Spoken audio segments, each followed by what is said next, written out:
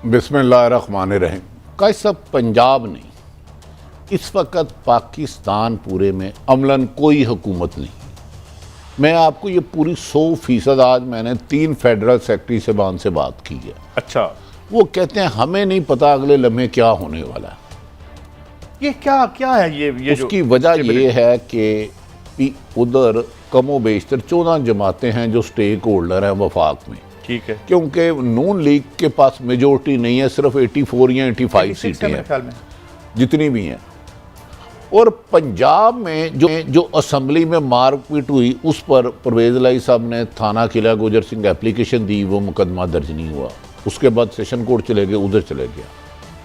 तो मुल्क इस वक्त जिस आइनी और सियासी बहरान का शिकार है, अगर इसको एमिकेबली हल करने की कोशिश ना की, और ऐसे में जो इमरान खान को जान के एंगेज किया जा रहा है, इलेक्शन कराए जाएंगे। मेरी खबर है इलेक्शन का वजूद ही नहीं है 2022 में आज तक, इस वक्त तक। तो ये आने वाले हालात में और कशीदगी होंगे। कुछ कमो बेशतर 3 या 4 दफ़ा honourable chief justice Lahore high court Hamza Shahbaz के खलफ लेने का हुक्म सादर फरमा चुके हैं। आज फिर गवर्नर उमर सरफराज चीमा साहब ने सदर साहब को एडवाइस भेज दी है कि जनाब मैं ओथ कैसे लूँ, ये इलेक्शन ही जाली है।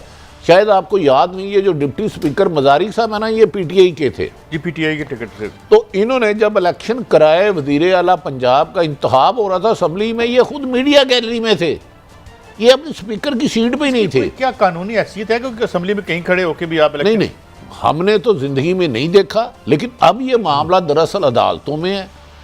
उनका मौकफ ये है पीटीआई का कि जनाब हमने मुनर्रफ अरकान के खिलाफ सुप्रीम कोर्ट में किया हुआ है। अगर ये 22 या 25 लोग जो पंजाब में हैं इनका साथ छोड़ देते हैं तो इनकी मेजोरिटी नहीं रहती। लेकिन ये आइनी तसादम में ब्यूरोक्रेसी सैंडविच बन चुकी है। एक तरफ उस्मान बुज़दार जब वज़ीर आला थे तो वज़ीर आला नहीं लगते थे, और अब पता नहीं है भी या नहीं। वो अब वो वज़ीर आला हैं भी और नहीं है। वो बार बार शीशे के आगे जाते हैं, बताओ मैं वज़ीर आला हूँ कि नहीं। वो शीशा जवाब नहीं दे रहा आजकल, कभी कभार आईना भी धोखा दे देता है। तो गुजारिश ये है। दूसरी तरफ मोहतरमा फराह खान साहिबा के बारे में आज नायब ने इंक्वायरी शुरू कर दी है। और आपको याद होगा कि शराब केस में मौजूदा वज़ीर आला मोहतरम यहाँ जो हैं या नहीं है उस्मान बुज़दार साहब, इनके बारे में भी नैब 2 दफ़ा इनको तलब कर चुका है। वो था जो लाइसेंस था शराब का और एक पिंडी का, और दोनों केसों पे से मट्टी साफ कर दी गई है। अब बुलाते कब हैं ये मुझे नहीं पता। और जो सबसे खौफनाक खेल खेला जा रहा है, उसके बाद मेरा ख्याल है पाकिस्तान की जो भी पाकिस्तान से मोहब्बत करते हैं या ताकतवर हल्के हैं, उन्हें अपना किरदार अगर इन्होंने आर्टिकल 6 लगाया, आर्टिकल 6 आज तक मलक साहब मेरा ख्याल है किसी के खिलाफ लगा नहीं है। नहीं। वो वफाकी हुकूमत लगाती है, फेडरल गवर्नमेंट। आइन शिकन गद्दार एक बंदा आपका मुल्क का वजीर आजम रहा है 4 साल, पौने 4 साल। गो के मैं नाकद रहा हूँ इमरान खान साहब की हुकूमत का उस दौर में करप्शन जो उस्मान बुज़दार उनके लिए बीज बोए हैं ना। लेकिन ये लगा रहे हैं, स्पीकर के खिलाफ लगा रहे की कोशिश कर रहे हैं या खबरें आ रही हैं।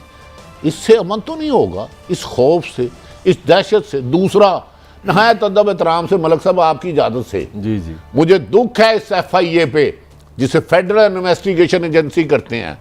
हमारा senior most investigative journalist Arshad Sharif के घर, मेरी अरशद शरीफ साहब से खुद बात हुई है। खुद रात FIA उनके घर गई है, उन्होंने CC कैमरे लिए हैं, और आज इस्लामाबाद हाई कोर्ट गई है। और इतलात है, खबरें हैं अरशद शरीफ के मुताबिक मोहित पीरजादा साहब से भी मेरी बात हुई है, साहब गिरफ्तार करना चाह रहे हैं। यार भाई हमसे अरशद शरीफ तो एक बड़ा क्रेडिबल बेबाक साफ आदमी है यार। इन्वेस्टिगेटिव जर्नलिज्म और इस मुल्क में जितने स्कैंडल वो लाया है इस माफिया के खिलाफ, शायद ही कोई लाया। सच बोलने की सजा है शायद ही। कादी साहब, ये पनामा केस किसने किया जिसपे आपकी सुप्रीम कोर्ट ने नवाज शरीफ को नाहल किया? आपको पता है सबसे ज़्यादा उसने काम किया।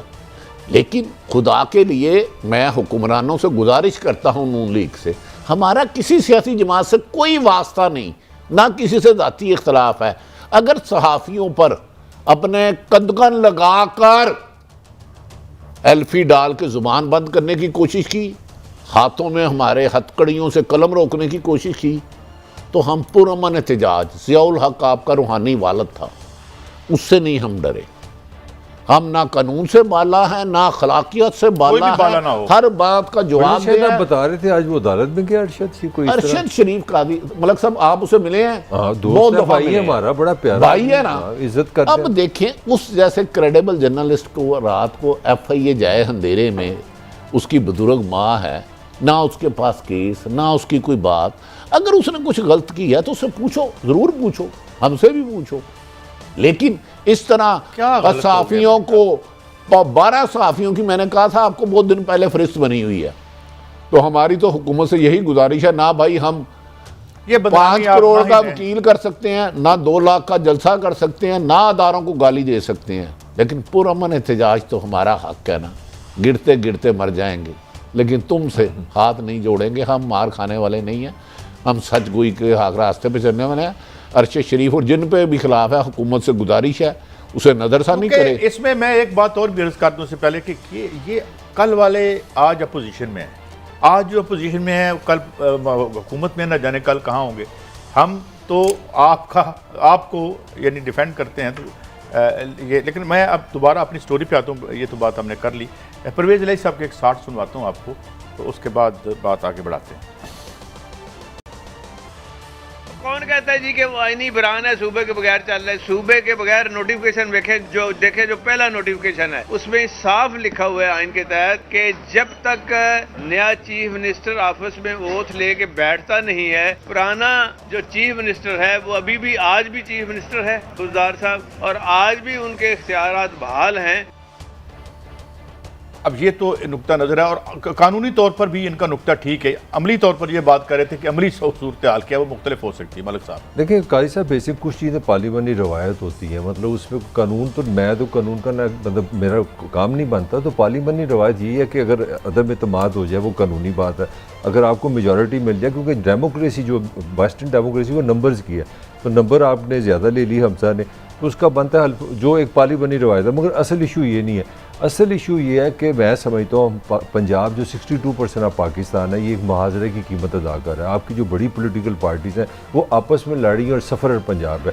अब देखें इस सूबे में गवर्नर जो है वो डिस्प्यूटेड है, CM डिस्प्यूटेड है, स्पीकर डिस्प्यूटेड है, डिप्टी स्पीकर डिस्प्यूटेड है। 4 आपके जो फेसेस हैं किसी को कोई पता नहीं। डिस्प्यूटेड किसने की है? ये आपस की लड़ाई है, इनकी लड़ाई है, और उसकी वजह मैं समझता हूँ खान साहब की जो थिंकिंग है वो ये है। खान साहब को मैंने खुद भी सुना है, वो समझते हैं कि जो पंजाबी माइंडसेट है ख़ास तौर पे, अगर आप अग्रेसिव नहीं, अगर आप लड़ाके नहीं, अगर आप लड़ नहीं, अगर आप फास्ट बोलर नहीं, तो वो आपको कमज़ोर समझेंगे, बुज़दिल समझेंगे।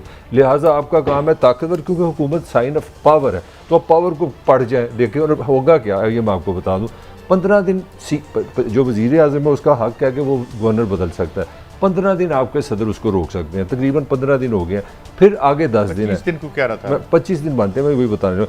25 दिन के बाद ये गवर्नर ऑटोमेटिकली चले जाना है, हल्फ भी हो जाना है, सारा कुछ हो जाना है, और मुफ्त में ये पूरा निज़ाम जो है आपको ऐसे लगना मर गया, वो होना कुछ नहीं, हाथ कुछ नहीं। देखें काजी साहब, मेरे ख्याल में जो कुछ भी हो रहा है ये सबसे ज़्यादा पाकिस्तान की बदनामी, आइन से अनहराफ कोई भी कर रहा है गलत कर रहा है, जमहूरियत की बदनामी।